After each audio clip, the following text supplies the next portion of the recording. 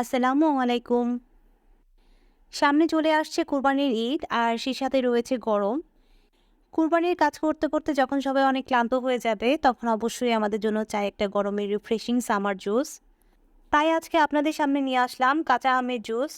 বাজারে প্রায় কাঁচা আম শেষ হয়ে গিয়েছে আর সেই সাথে পাকা আম উঠে গিয়েছে। তারপরও শেষ মুহূর্তের কিছু কাঁচা আম রয়েছে, তাই বাজার থেকে নিয়ে এসেছি। আজকে আপনাদের সামনে জুস করে দেখাবো।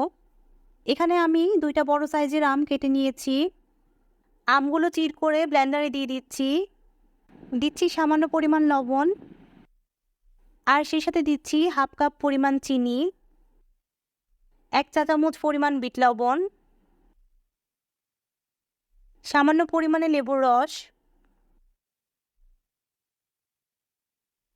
আর অল্প পরিমাণে ঠান্ডা পানি। সবগুলো উপকরণ ভালোভাবে মিক্সির সাহায্যে ব্লেন্ড করে নিচ্ছি।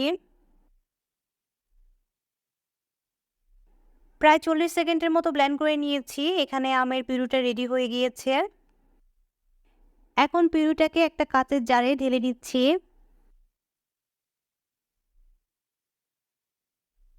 আপনারা এই পদ্ধতিতে কাঁচা আমের জুস করে দেখবেন, অবশ্যই আপনাদের কাছে খুব ভালো লাগবে। সামান্য পরিমাণ লেবুর রস অ্যাড করাতে এটার ফ্লেভারটা বহুগুণে বেড়ে যায়।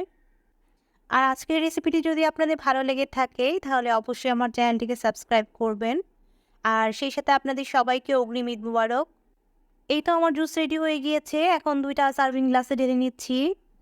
একটার ভিতর আমি সবুজ রঙের ফুড কালার অ্যাড করে দিব, এতে করে কাঁচা আমের যে কালারটা সেটা চলে আসবে। আপনারা চাইলে ফুড কালার নাও অ্যাড করতে পারেন, এটা অপশনাল। এখন 2টা লেবুর স্লাইস দিয়ে আমি ডেকোরেশন করে নিচ্ছি। রেসিপিটি কেমন হলো অবশ্যই আমাকে কমেন্টের মাধ্যমে জানাবেন। আর সেই সাথে রেসিপিটি ভালো লাগলে অবশ্যই আমার চ্যানেলটিকে সাবস্ক্রাইব করবেন। আল্লাহ হাফেজ, ঈদ মোবারক।